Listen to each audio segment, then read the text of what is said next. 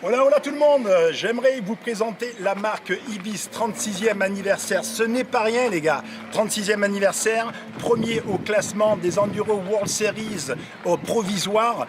Donc on vient juste de recevoir nos démo bikes et je vais vous les présenter.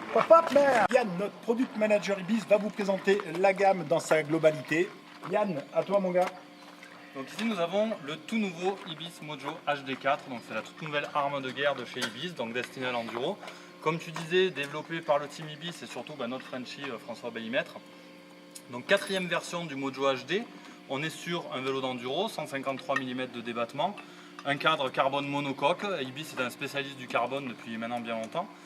Ce qui va vraiment faire l'âme de ce vélo, c'est la suspension DW Link. Le DW Link, donc créé par Dave Wiggle, c'est un grand nom de la suspension dans le milieu du VTT, qui travaille aussi pour d'autres marques. En fait, chaque marque va demander à Dave vraiment des spécificités sur la suspension. Donc là, sur ce vélo-là, 150 de débattement, on a un vélo qui est fait pour être très sensible en début de course, qui est plutôt chargé en milieu de course pour vraiment garder de la tenue.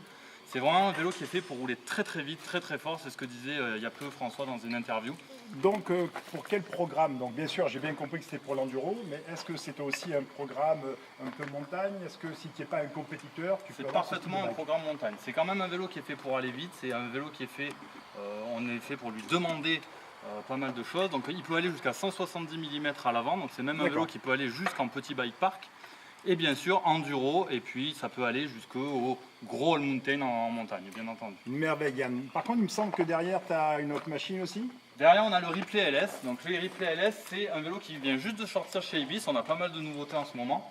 Donc le Ripley LS lui c'est un 29 pouces, c'est un vélo typiquement de all mountain, 120 mm de débattement à l'arrière, on peut le monter en 130-140 à l'avant.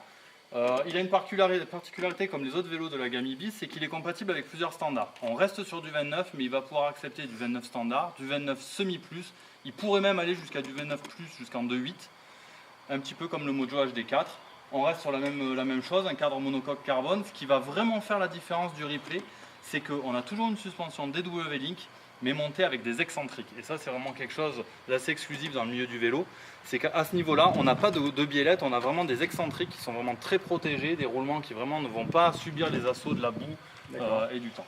Et le programme, quel est le programme de ce cadre? Ce vélo à la base c'est un gros cross-country marathon qui peut tendre vers le all mountain. Après j'en ai parlé avec pas mal de pilotes du team Ibis et de gens qui ont déjà ce vélo et c'est un vélo qui est vraiment très très capable. Par exemple quand on le monte avec une 140 devant, c'est un vélo qui peut même aller jusqu'un petit peu en montagne. Ibis dit que c'est vraiment leur vélo le plus polyvalent de la gamme. D'accord, superbe machine. Écoute-moi, je pense que l'affaire est dans le sac. On va juste vous présenter nos vélos de démo qui ont tourné au Vélo Vert Festival, les Mojo. Donc le Mojo, c'est le Mojo 3. Pareil, toujours en cadre carbone monocoque.